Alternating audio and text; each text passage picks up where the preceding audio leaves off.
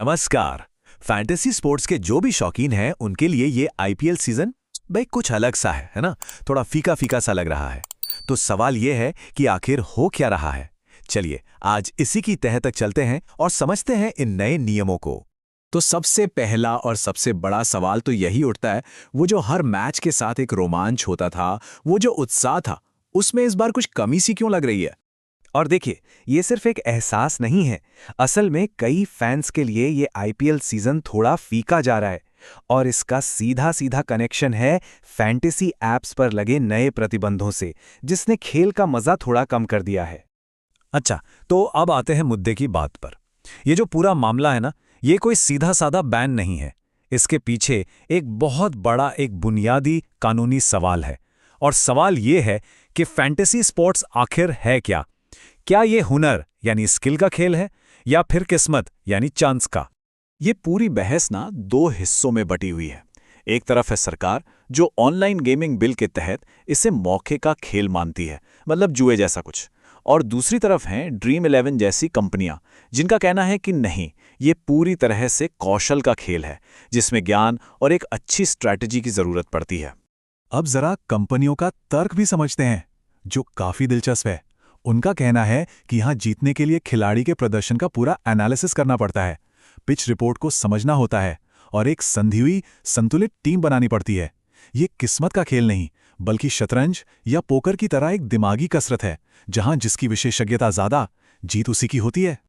और जाहिर है, जब बहस इतनी बड़ी और पेचीदा हो जाए तो देश की सबसे बड़ी अदालत का इसमें शामिल होना तो लाजमी है।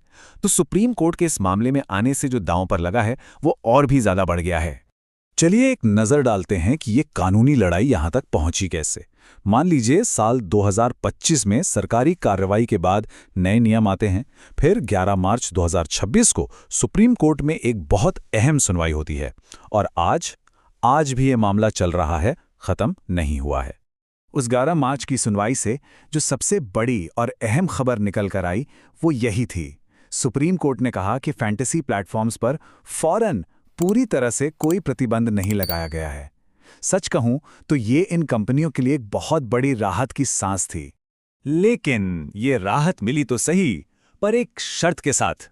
सुप्रीम कोर्ट ने इन कंपनियों को साफ साफ कह दिया है कि उन्हें यह साबित करना ही होगा कि उनका प्लेटफॉर्म वाकई में स्किल पर चलता है, सिर्फ किस्मत पर नहीं। और पूरी तरह से वापसी का रास्ता बस यहीं से होकर गुजरता है। तो इस कानूनी चुनौती के जवाब में फैंटेसी ऐप्स ने अपनी पूरी की पूरी स्ट्रैटेजी ही बदल डाली है। चलिए देखते हैं कि इस नए माहौल में वो खुद को कैसे एडजस्ट कर रहे हैं।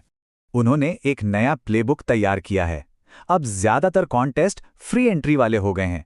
जो कैश प्राइज थे उनकी जगह अब गिफ्ट्स या दूसरे सामान दिए जा रहे हैं। और सबसे जरूरी बात, वो अपने प्लेटफॉर्म में नए नए फीचर्स जोड़ रहे हैं ताकि स्किल वाले तर्क को और ज्यादा मजबूत कर सकें। और ये बदलाव हमें असल में दिख भी रहा है। जैसे कि ड्रीम 11 ने स्टॉक मार्केट की तरह खिलाड़ियों को ट्रेड करने जैसे नए फीचर्स शुरू किए हैं। माई 11 सर्कल तो आईपीएल का ऑफिशियल फैंटेसी पार्टनर ही बन गया है। और बाकी ऐप्स भी ऐसे फैंटेसी गेम्स ला रहे हैं जिनमें पैसा शामिल नहीं है, पर फैंस इनाम जीत सकते हैं। तो कुल मिलाकर बात यह है कि फैंटेसी स्पोर्ट्स का जो असली मजा है वो अभी भी जिंदा है। फैंस अपनी टीम बना सकते हैं, दोस्तों के साथ मुकाबला कर सकते हैं और इनाम भी जीत सकते हैं। बस फर्क सिर्फ इतना है कि अब इनाम कैश की जगह तोहफों की शक्ल में मिल रहे हैं। तो अब सबसे बड़ा सवाल ये उठता है कि इस कहानी में आगे क्या होने वाला है। भविष्य में हम क्या उम्मीद कर सकते हैं? देखिए, कानूनी केस अभी भी चल रहा है, ये खत्म नहीं हुआ है। इन कंपनियों पर खुद को स्किल बेस्ड साबित करने का दबाव लगातार बना हुआ है। अब जो अगली सुनवाई होगी उसका नतीजा ये तय करेगा कि भारत में रियल मनी गेमिंग का भविष्य क्या होने वाला है। पूरा का पूरा इकोसिस्टम इस एक फैसले का इंतजार कर रहा है। और हम इसी एक बड़े सवाल के साथ आज की बात खत्म करते हैं। ये सिर्फ एक कानूनी लड़ाई नहीं है, ये एक तरह से फैंटेसी स्पोर्ट्स का अपना फाइनल मैच है। क्या वे अपना हुनर, अपना कौशल साबित करके इस सबसे बड़े खेल में जीत हासिल कर पाएंगे? खैर, इसका जवाब तो अब वक्त ही बताएगा।